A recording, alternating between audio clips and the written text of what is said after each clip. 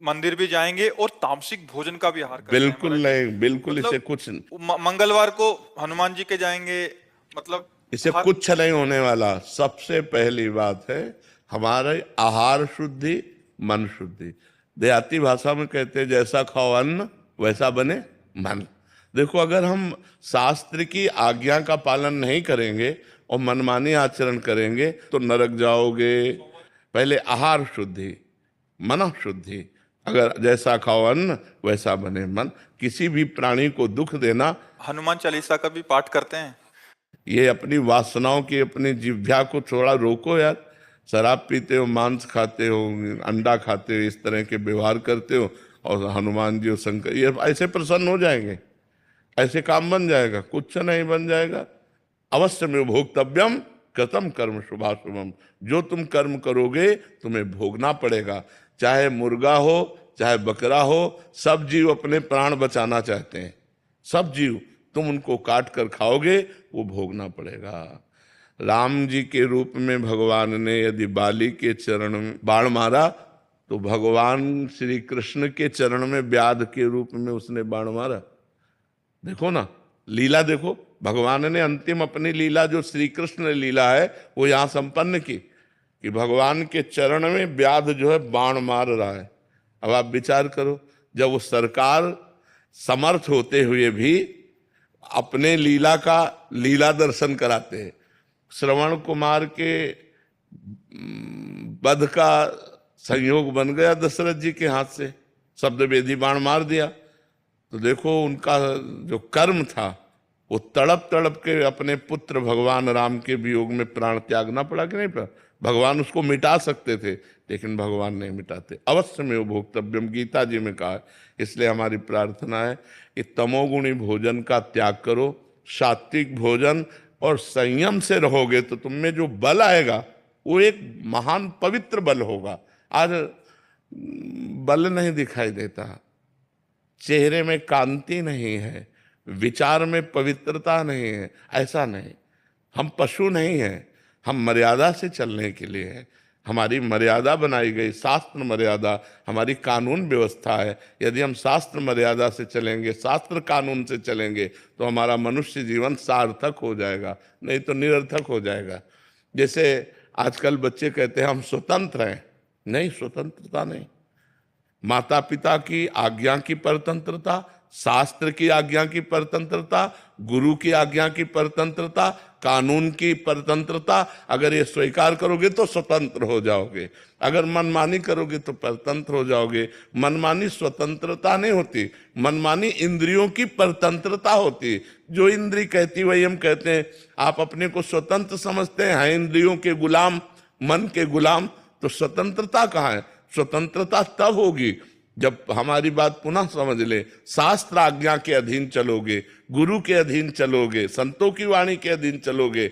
भगवान शास्त्र और संतों के रूप में विराजमान है, तो आप स्वतंत्र हो जाओगे, माया मुक्त हो जाओगे। तो आचरण और भोजन, ये दो का बहुत बड़ा योग है। अगर हमारा भोजन ठीक तो हमारे आचरण ठीक होंगे, हमारे आचरण ठीक तो हम भगवान को प्रसन्न कर सकते हैं। गंदा आचरण। अभी कल परसों ही एक प्रश्न आया था कि गांव देहात में महाराज जी क्या है कि छोटे छोटे देवी जी के मंदिर हैं, और गांव में किसी के घर में बच्चा हो रहा है या शादी हो रही है, तो महाराज जी बकरा लेके और फिर उसका वो करते हैं, बलि देते हैं। फिर महाराज जी फिर पूरे गांव वाले आते हैं, फिर पूरा मांस वो करते हैं, मंदिर भी जा रहे हैं महाराज जी, देवी की आराधना भी कर रहे हैं। ये उसके सब बाद ये भोजन, ये आसुरी वृत्ति है, इससे भगवत प्रसन्नता नहीं होती। हम सबको ये बताना चाहते हैं, जगदम्बा को जगत जननी कहते हो तो बकरे की भी माँ है, जगत जननी है ना। माँ अपने पुत्र की बलि से प्रसन्न कैसे हो सकती है? हमें तो नहीं समझ में आता। और जब वो जगत जननी है तो बकरे की भी माँ है, वो भैंसे की भी माँ है, वो गाय की भी माँ है। वो माँ जो जगत माता है, वो अपने पुत्रों की बलि से प्रसन्न कैसे हो सकती है? अगर वो प्रसन्न होती तो तुम्हारा मंगल हो जाता। किसका मंगल हुआ बकरे की बलि चढ़ाकर? हमें बताओ। देवी अप्रसन्न हो जाएंगी अगर नहीं किया ऐसा, तो महाराज जी ये भी माने। और अगर वो अपने स्वरूप में आ जाए तो सबको चाट जाए उनको। वो तो महाकाली है, महाकाल स्वरूप भी है। तो वो दुष्टों का संहार करने के लिए रूप माता जी ने धारण किया, वो दुष्टों का खून पिया। जो संसार के पवित्र जीवन जीने वालों के लिए वो मृत्यु काल रूप थे, जैसे महिषासुर, शुम्भ निशुम्भ, रक्त बीज, माताजी ने इनका संहार किया। इन बकरी बकरों का थोड़ी संहार करने से माताजी प्रसन्न हो जाती है। ये तो मूर्खता है, कोरी मूर्खता है। कभी माताजी प्रसन्न नहीं होती। हमें लगता है कभी ऐसे कार्य नहीं करने चाहिए और ये सोचो कि माँ प्रसन्न हो जाएंगी, मुझे ऐसा नहीं लगता। माँ ऐसे नहीं, कुपुत्रो जायते क्वचिदपि कुमाता न भवति। माताजी तो तब प्रसन्न होंगी जब सब पर दया करने लगो, सबको सुख पहुंचाओ, नाम जप करो, अच्छे आचरण करो, तो जगदम्बा प्रसन्न हो जाएगी। अगर फिर से उनको प्रसन्न करना है महाराज जी, और ये प्रथा चली है, और जैसे किसी के घर में पुत्र देखो हुआ, शास्त्र में विधान है, नारियल की बलि, नींबू की बलि, इनकी बलि सात्विक बलि दे। आप कच्चा नारियल की बलि दे सकते हैं, तो ये भी बलि तो मानी जाती है। ये सब मनमानी आचरण है, इससे देवी प्रसन्न नहीं होती है। और देवी को रक्त चाहिए तो चराचर जीवों के हृदय में देवी विराज। देवी प्रपन्नार्थ हरे प्रसीद प्रसीद मातर जगतोखिलस्य प्रसीद विश्वेश्वरी पाहि विश्वम त्वमीश्वरी देवी चराचरस्य। त्वमीश्वरी देवी चराचर से, वो चर अचर की ईश्वरी है। उनको किसी के खून की जरूरत है, माँ को किसी की खून की जरूरत है? अरे माँ तो अपने खून को दूध बनाकर अपने बच्चों का पालन करती है। माँ शब्द कितना महान है, वो अपने शरीर के रक्त को दुग्ध में परिवर्तित करके अपने बेटे का पालन करती है। वो दूसरों का रक्त पान कैसे कर सकती है? ये दुष्टों के रक्त पान किए माताजी ने, जो समाज के लिए कलंक थे, जो समाज का द्रोह करके समाज को नष्ट करने में लगे थे। ऐसे राक्षसों को माताजी ने मारा है। शुम्भ निशुम्भ, रक्त बीज, महिषासुर। ऐसे नहीं है कि गलत सिद्धांत से न चले, नहीं तो नरक की प्राप्ति होगी। महाराज जी, आज जैसे आप कहते हैं कि भजन मार्ग, अभी तामसिक भोजन भी हो रहा है महाराज जी, फिर हम वही बात कर रहे हैं, और उसके साथ भक्ति भी।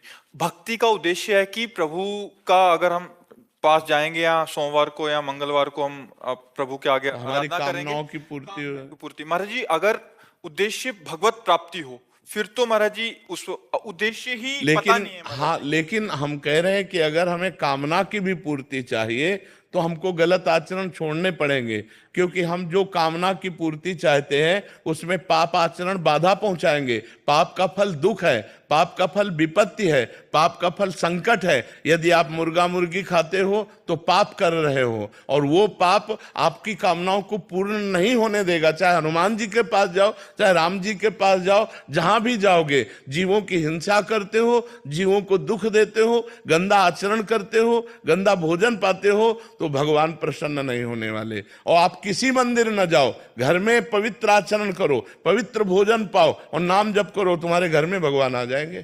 कहो सो कहां जहां प्रभु नाही, हरि व्यापक सर्वत्र समाना, प्रेम ते प्रगट होए मैं जाना। तो प्रेम कहां से आ जाएगा जब अपराध करोगे? इसलिए जो कामना भी पूर्ति चाहते हैं तो उनको चाहिए कि गंदा भोजन और गंदे आचरण हो जाएगी, निश्चित पूर्ण हो जाएगी। समझते हैं कि मतलब मुर्गा और मछली का हिंसा करने से ये जीव हिंसा के अंतर्गत नहीं आता। क्यों नहीं आता? तुम्हारी अंगुली काटे तुम्हें कैसा लगेगा? दर्द नहीं लगेगा? उन जीवों को देखो, एक चींटी के भी पीछे अंगुली लगा के देखो, ऐसे वो भाग रही अपने प्राण रक्षा के लिए। क्या उनमें जीव नहीं है? क्या मुर्गा अपना प्राण बचाना नहीं चाहता? क्या पशु पक्षी प्राण बचाना नहीं चाहते? और जिनको ये है कि अगर हम खाएंगे नहीं तो सृष्टि बढ़ जाएगी, तो तुम अपने बैलेंस की चिंता करो। तुम्हारा बैलेंस जब परमात्मा बनाएगा तो तुम्हारे होश उड़ जाएंगे। वो परमात्मा का 3 कार्य है: सृष्टि रचना, सृष्टि पालन करना और सृष्टि का संहार करना। वो भी अपने आप में लय कर लेता है। वो प्रलयंकारी परमात्मा है, वो काल का भी काल है, वो महाकाल है। वो जिस समय जैसा चाहता है वैसा अपना बैलेंस बनाता रहता है। सृष्टि का बैलेंस बनाना उसका कार्य है, हमारा कार्य नहीं है। हमारा कार्य है उसकी आज्ञा के अनुसार चलना। हम मनुष्य, हम राक्षस नहीं है। तो हमें सबसे प्रार्थना है कि मांस, मदिरा, अंडा, पराई स्त्री से व्यभिचार, इनका त्याग करो तो तुम्हारा जीवन सुखमय हो जाएगा।